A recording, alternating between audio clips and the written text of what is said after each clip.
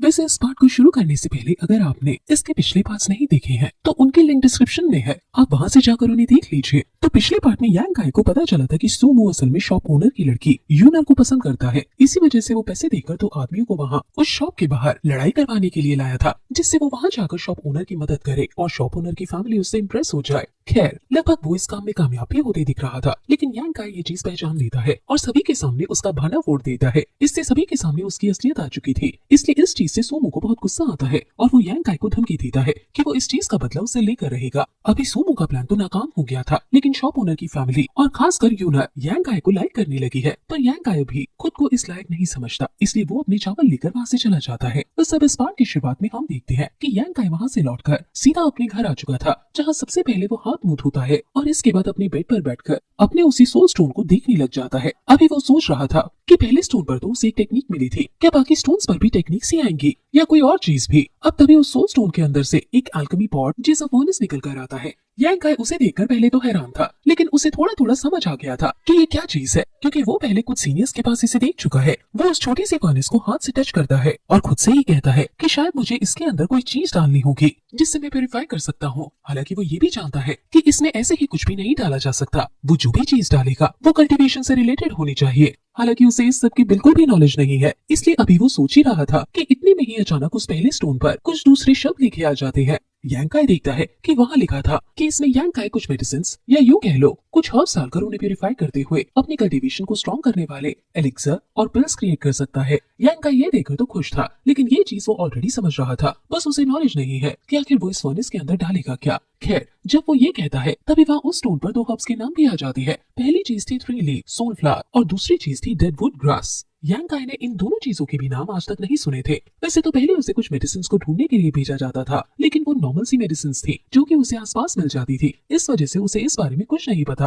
लेकिन वो ये चीज जरूर समझ गया था कि अगर ये सोल स्टोन उसे इस बारे में बता रहा है तो जरूर ये मेडिसिन खास होंगी और साथ ही उसकी कल्टीवेशन में भी हेल्प करेंगी। उसे तो ये नहीं पता कि वो मेडिसिन उसे कहाँ मिलने वाली है, लेकिन तभी उसे मिस्टर मैंग याद आ जाते हैं। वो कहते हैं कि सुबह उठते ही वो कंट्रीब्यूशन हॉल जाएगा और खुद मिस्टर मैंग से इस बारे में पूछेगा, उन्हें जरूर इसकी नॉलेज होगी। बस इसके बाद अब सीन सीधा सुबह पर आ जाता है। हम देखते हैं कि यांग काई सुबह उठते ही अपने काम फिनिश कर कंट्रीब्यूशन हॉल पहुंच चुका था, जहां अभी मिस्टर मैंग सो रहे थे। यांग काई के वहां आते ही वो जाग जाते हैं और कहने लगते हैं कि तुम सुबह सुबह यहाँ, क्या तुम्हें अपने पॉइंट्स के बदले कुछ चीज एक्सचेंज करनी है? जिसमें यांग काई कहता है कि नहीं, मैं तो आपसे कुछ पूछने आया हूँ। वो कहता है कि असल में मैंने कहीं से 3 लीफ सोल फ्लावर और डेडवुड ग्रास के बारे में सुना है, क्या आप मुझे उन दोनों मेडिसिन के बारे में बता सकते हो?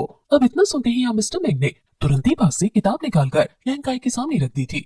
यांग काई भी तुरंत उसे उठाता है और खोलकर देखने लगता है। यहाँ कुछ पेज पलटने के बाद फाइनली यांग काई को अपने काम की दोनों चीज दिख चुकी थी। यहाँ उसे पता चल जाता है कि ये दोनों ही मेडिसिन किस तरह से दिखती हैं, लेकिन प्रॉब्लम ये थी कि वो दोनों ही पॉइजनस है। यांग काई इससे थोड़ा हैरान होकर मिस्टर मैंग से कहने लगता है कि ये दोनों मेडिसिन तो पॉइजनस है, फिर ये किसी के कल्टीवेशन में कैसे काम आ सकती है? जिस पर मिस्टर मैंग कहते हैं कि तुम सच में बेवकूफ हो, तुम्हें अभी मेडिसिन के बारे में कुछ भी नहीं पता। वो बताते हैं कि कल्टीवेशन में काम आने वाली लगभग हर एक मेडिसिन पॉइजनस ही होती है, लेकिन कल्टीवेटर को उन मेडिसिन को दूसरे मेडिसिन के साथ मिलाना पड़ता है, जिससे उनका पॉइजन खत्म हो जाता है। साथ ही इसी वजह से बॉडी को भी इनसे अपनी पिल्स या एलिक्सर को प्यूरिफाई करने में टाइम लगता है। वैसे वो यांग काई से कहते हैं कि आखिर तुम इन मेडिसिन को ढूंढ क्यों रहे हो? वैसे भी अगर तुम चाहो तो हमारे पास भी ये मौजूद है, मैं तुम्हें ये दे सकता हूँ, लेकिन एक मेडिसिन की कीमत होगी 5 कंट्रीब्यूशन पॉइंट्स। यहाँ वो उन्हीं पॉइंट्स की बात कर रहे हैं जो कि उन्होंने यांग काई को दिए थे। वो वही छोटे छोटे स्टोन्स थे। 5 पॉइंट्स इस चीज के लिए बहुत ज्यादा है और यांग काई इतना अमीर नहीं है कि उसके पास इतने ज्यादा पैसे हो। इसी वजह से वो कहता है कि आप तो मुझे लूट रहे हो, जिस पर मिस्टर मैंग कहते हैं कि नहीं बच्चे, तुम गलत समझ रहे हो, मैंने तुम्हें नॉर्मल कीमत ही बताई है। वो कहते हैं कि असल में इन दोनों मेडिसिन को ज्यादा लोग खरीदते नहीं है, इस वजह से इन्हें हम ज्यादा नहीं रखते, हमारे पास ये बहुत कम क्वांटिटी में होती है और साथ ही इस तरह की मेडिसिन यहाँ पास नहीं मिलती है, इसलिए इनकी कीमत थोड़ी सी बढ़ जाती है। अगर तुम्हें सच में ये मेडिसिन चाहिए और तुम्हारे पास पैसे नहीं है तो मैं तुम्हें उस जगह का पता बता सकता हूँ, तुम वहाँ जाकर मेडिसिन ले आना, वैसे भी फिर तुम्हें ये फ्री में पड़ जाएंगी। हालांकि यांग काई ये सुनकर हैरान था। वो सोचता है कि मिस्टर मैंग तो बहुत ही ज्यादा लालची है, आखिर वो इतनी आसानी से मुझे इस जगह का पता कैसे बताने लगे? जरूर इसके पीछे कोई चाल होगी। पर इतने में ही मिस्टर मैंग ने उस लोकेशन का यांग काई को बता दिया था। वो कहते हैं कि लिंगजियाओ पवेलियन से 30 माइल ईस्ट की तरफ एक ब्लैक विंड माउंटेन है और ये दोनों ही मेडिसिन वही मिलती है। वैसे तुम उन्हें देखकर ही पहचान पाओगे, इसलिए तुम इस किताब को भी अपने साथ ले जाओ। जब तुम वापस आ जाओ तब ये मुझे लौटा देना। हालांकि यांग गाय को भी लग रहा था कि जरूर इस सब के पीछे कोई तो रीजन है, इसलिए वो पूछने लगता है कि एल्डर, अगर आप मुझसे कुछ रिक्वेस्ट करना चाहो तो कर सकते हो। असल में तो मिस्टर मैक इसी चीज की तलाश में थे। वो कहते हैं कि तुम सच में बहुत समझदार होते जा रहे हो, तुमने बिल्कुल सही समझा। वो कहते हैं कि उनके पास कुछ मेडिसिन खत्म होती जा रही हैं। वैसे तो वो पैसे देकर किसी दूसरे डिसाइपल को भी वहाँ माउंटेन पर भेज सकते थे, लेकिन इससे उनका धंधा खतरे में पड़ जाएगा, क्योंकि जब डिसाइपल्स खुद ही जाकर मेडिसिन लाने लगेंगे तो उनकी दुकान से फिर कौन ही मेडिसिन एक्सचेंज करेगा। इसलिए उन्होंने ये चीज किसी को नहीं बताई। उन्हें यांग गाय पर भरोसा है और वैसे भी उन्होंने यांग गाय की मदद की है, इसलिए वो मेडिसिन लाकर उन्हें दे सकता है। वो कहते हैं कि उन्हें ज्यादा मेडिसिन नहीं चाहिए। वो 3 या 4 मेडिसिन का नाम बताते हैं और कहते हैं कि तुम बस एक दर्जन सभी मेडिसिन ले आना, तुम्हें ज्यादा मेहनत करने की जरूरत नहीं है, और ये चीज मैं तुमसे फ्री में नहीं करवा रहा, इसके बदले मैं तुम्हें कंट्रीब्यूशन पॉइंट्स भी दूंगा। जो सुनकर यांग गाय कहने लगता है कि मैं जानता था आप फ्री में तो कभी किसी की मदद नहीं कर सकते, फिर भी ठीक है, आपने मेरी मदद की, इसलिए मैं आपकी मदद कर सकता हूँ। इतना कहते हुए वो उस किताब को उठा लेता है और वहाँ से जाने लगता है। तभी मिस्टर मेंग उसे रोकते हैं और कहते हैं कि तुम्हें ये चीज बहुत आसान लग रही होगी, पर वहाँ उस माउंटेन से मैंने जितनी भी मेडिसिन बताई वो सभी तुम एक दिन में नहीं ला सकते, और तुम्हारी मेडिसिन के लिए तो तुम्हें थोड़ा ज्यादा भटकना पड़ेगा। इसलिए सबसे पहले मिस लीनियस सफिया हॉल के मास्टर वैंग के पास जाकर उन्हें इस चीज की रिपोर्ट दो कि तुम 2-3 दिन के लिए यहाँ से मेडिसिन की तलाश में जा रहे हो, जिससे कोई प्रॉब्लम क्रिएट ना हो। इस पर यांग गाय कहता है कि ठीक है, तो फिर पहले मैं वहीं जाता हूँ, और इसके बाद वो वहाँ से निकल गया था। साथ ही मिस्टर मेंग भी फिर से सो गए थे। अब अगले सीन में यांग गाय सीधा उस माउंटेन के सामने पहुंच चुका था। उस माउंटेन को देखते हुए वो कह रहा था कि ये सच में बहुत बड़ा पहाड़ है। मिस्टर मेंग ने बिल्कुल सही कहा था, मैं 3 दिन से पहले तो यहाँ से नहीं निकल पाऊंगा। वैसे अभी इसके बाद यांग गाय सीधा आगे बढ़ जाता है। अभी सबसे पहले वो उन मेडिसिन को कलेक्ट कर रहा था जिनके बारे में उसे मिस्टर मेंग ने बताया था, क्योंकि यांग गाय को जो मेडिसिन चाहिए वो उसे यहाँ नहीं मिलेंगी। हम देखते हैं कि अभी वो जब मिस्टर मेंग की बताई हुई मेडिसिन कलेक्ट कर रहा था तो इससे उसका पूरा बास्केट भर जाता है। वो कहता है कि मिस्टर मेंग ने अपना बहुत सारा काम मुझसे करा लिया, मैं उम्मीद करता हूँ कि इसके बदले में मुझे अच्छे खासे कंट्रीब्यूशन पॉइंट्स मिलेंगे। हालांकि वो सोच रहा था कि यहाँ बहुत ज्यादा घास है, इसी वजह से मुझे मेरी मेडिसिन यहाँ नहीं मिलने वाली। उसने किताब में पढ़ा था कि जो डेडवुड ग्रास है वो कोल्ड बिहेवियर वाली होती है, जिस वजह से उनके आसपास इस तरह की घास नहीं ग्रो कर पाती। वैसे अभी आगे बढ़ते हुए वो खुद से यही कह रहा था कि मेरी मेडिसिन को ढूंढने के लिए मुझे बहुत सफर करना होगा, क्योंकि यहाँ हर तरफ हरियाली है और हरियाली वाली जगह पर मुझे मेरी मेडिसिन नहीं मिलेंगी। वैसे अब इतने में ही उसे एक आवाज सुनाई देती है। ये एक जंगली सुअर की थी जो कि वहाँ पीछे से सीधा यांग गाय की तरफ ही आ रहा था। तभी यांग गाय को कोई तुरंत ही वहाँ से भागने को कहता है। अभी यांग गाय ये सुनते ही वहाँ से भागने लगा था, लेकिन उसकी स्पीड कम थी। वैसे अब इतने में ही 2 तीर उसके पास से गुजरते हैं और सीधा जाकर उस जंगली सुअर को लगते हैं। यांग गाय भी इससे थोड़ा सा हैरान था, लेकिन इतने में ही वहाँ जिसने ये तीर चलाए थे वो शिकारी आ जाता है, जो कि इसी तरह से जंगली जानवर को पकड़ता है। साथ ही यहाँ उसका बेटा भी था। वो यांग गाय से कहता है कि लड़के, तुम्हें इस तरह के खतरनाक पहाड़ों पर बिना हथियारों के नहीं घूमना चाहिए, क्योंकि तुम जंगली जानवरों से बिना हथियारों के नहीं जीत सकते। वो जंगली सुअर अभी भी जिंदा था और अब उसकी एक आंख भी जा चुकी है, इस वजह से वो और ज्यादा गुस्से में था। वो तुरंत ही उठ जाता है। उसे देखते ही वो शिकारी यांग गाय से कहता है कि लड़के, तुम पीछे हो जाओ, इसे हम दोनों देख लेंगे। अब यांग गाय भी तुरंत पीछे आ गया था। इस तरफ हम देखते हैं कि जंगली सुअर अभी गुस्से में उनकी तरफ बढ़ने ही वाला था कि तभी शिकारी उसे एक और तीर मारता है, लेकिन वो तीर जंगली सुअर की बॉडी को ज्यादा पेनिट्रेट नहीं कर पाता। इस वजह से वो जंगली सुअर फिर से इन्हीं की तरफ बढ़ने लगा था। अभी उसे देखते हुए शिकारी तुरंत वहाँ से हट जाता है, लेकिन अभी भी उसका बेटा वहीं खड़ा हुआ था। यांग गाय जल्दी उसके पास आता है और उसे रास्ते से हटा देता है।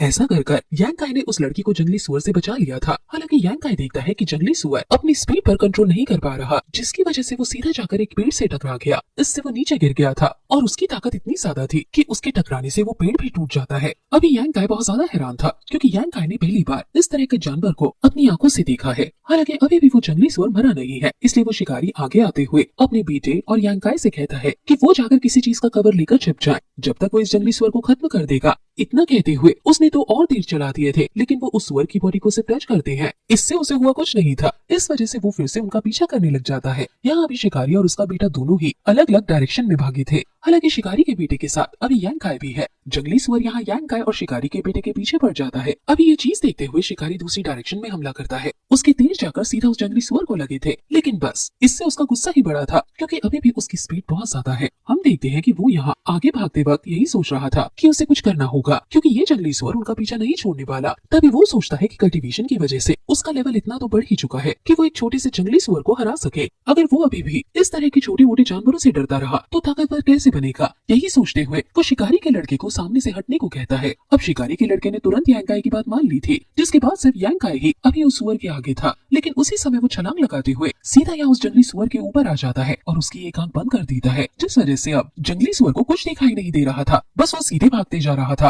और अब एक पत्थर के पास आने के बाद यांकाई हाथ हटाकर छलांग लगाता है और लात मारते हुए सीधा उस जंगली सुअर को पत्थर से दे मारता है, जिसकी वजह से वो जंगली सुअर वही मारा गया था। ये देखते हुए अभी शिकारी का लड़का बहुत खुश था। वो कहता है कि फादर, हमने फाइनली इसे मार ही दिया। साथ ही वो यांकाई के पास आकर कह रहा था कि भैया आप सच में कमाल के हो। वैसे वो शिकारी यांकाई से पूछता है कि वो ठीक तो है, जिस पर यांकाई हाँ करता है। इसके बाद शिकारी बताता है कि वो असल में इस जंगली सुअर को पकड़ने के लिए कुछ जाल बिछा रहे थे। उन्होंने जाल तो परफेक्टली बिछाया था, लेकिन ये जंगली सुअर उस जाल से बचकर भाग गया। उन्हें पता नहीं था कि ये यांकाई पर हमला करेगा। इस वजह से वो यांकाई से माफी मांगते हैं। वैसे यहाँ उन्होंने यांकाई की मदद भी की थी, इसलिए यांकाई भी उन्हें शुक्रिया कर रहा था। वैसे अब यांकाई उनसे पूछता है कि क्या आप यहाँ माउंटेन पर ही रहते हो या सिर्फ खाने की तलाश में आते हो, जिस पर वो शिकारी बताता है कि वो माउंटेन के बैक साइड में आए हैं और वो हर 4-5 दिन में यहाँ खाने के लिए आते हैं। यांकाई ये सुनकर खुश हो जाता है। वो कहता है कि तो क्या आपको इस माउंटेन पर ऐसी जगह पता है जहाँ पेड़ पौधे ग्रो न कर पाते हो। ये सुनते ही शिकारी का लड़का कहने लगता है कि फादर, ऐसी जगह तो हम जानते हैं। जिसके बाद शिकारी बताता है कि हाँ, यही पास ही ईस्ट डायरेक्शन में एक ऐसी जगह है, उसे हम डेड लैंड के नाम से भी जानते हैं, क्योंकि वहाँ पेड़ पौधे नहीं होते। यांकाई ये सुनकर और ज्यादा खुश हो जाता है, क्योंकि वो जानता है कि जिन चीजों को वो ढूंढ रहा है वो उसे वही मिल सकती है। वो कहता है कि क्या उस जगह की डायरेक्शन मुझे बता सकते हो। इस पर शिकारी कहने लगता है कि डायरेक्शन ही क्यों,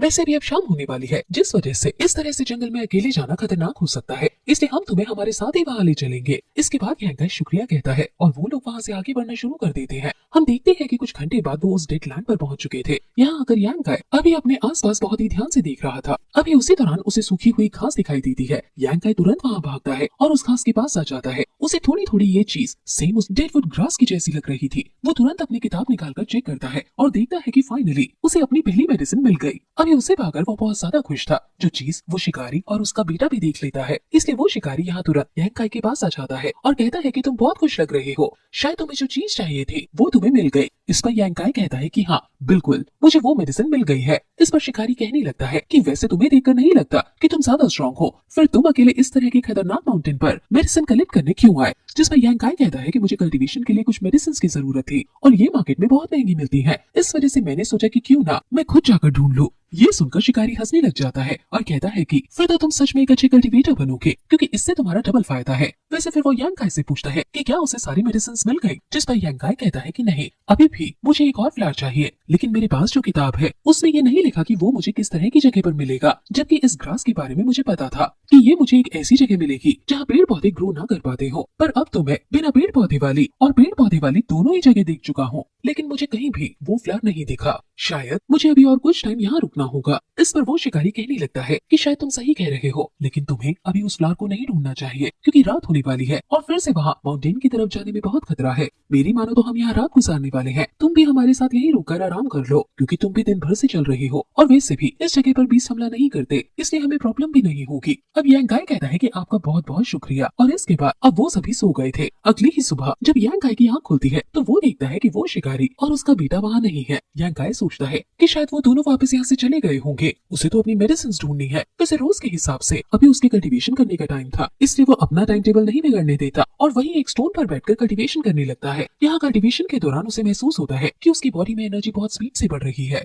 इसका मतलब जल्द ही वो ब्रेक थ्रू कर लेगा, इसलिए वो रुकता नहीं है और अपनी उसी सेम टेक्निक को प्रैक्टिस करता है जिसकी प्रैक्टिस वो घर पर कर रहा था। वो देखता है कि इस तरह से उसकी जो एनर्जी का फ्लो है वो और ज्यादा बढ़ने लगा है। साथ ही कुछ ही देर में वो फाइनली अपने 5th लेवल को अचीव कर लेता है। अभी इस चीज से खुश होते हुए यांकाई कह रहा था कि इस सोल स्टोन के बाद से मेरा लेवल बहुत ही स्पीड से बढ़ा है। अगर मैं इसी तरह से प्रोग्रेस करता रहा तो मुझे पक्का यकीन है कि मैं जल्दी इनर डिसाइपल भी बन जाऊंगा। साथ ही वो कहता है कि उस फ्लावर को भी आज मैं ढूंढ कर ही रहूंगा, क्योंकि उससे मेरी प्रोग्रेस और ज्यादा तेजी से होगी। हालांकि जब वो ऐसा कह रहा था उसी दौरान उसे किसी के चिल्लाने की आवाज सुनाई देती है। वो पहचान जाता है कि ये तो वही शिकारी और उसका बेटा है जो अभी मदद के लिए चिल्ला रहे थे। उनकी आवाज सुनते ही यांकाई तुरंत ही उसी डायरेक्शन में भागता है, लेकिन तभी ये पार्ट यहीं पर खत्म हो जाता है। वैसे डिस्क्रिप्शन में हमारे व्हाट्सएप चैनल की लिंक है, आप वहाँ से उसे भी फॉलो जरूर कर लीजिएगा, क्योंकि वहाँ पर हम आने वाली न्यू सीरीज और साथ ही आने वाली कुछ लॉन्ग वीडियोस की इन्फॉर्मेशन देते रहते हैं।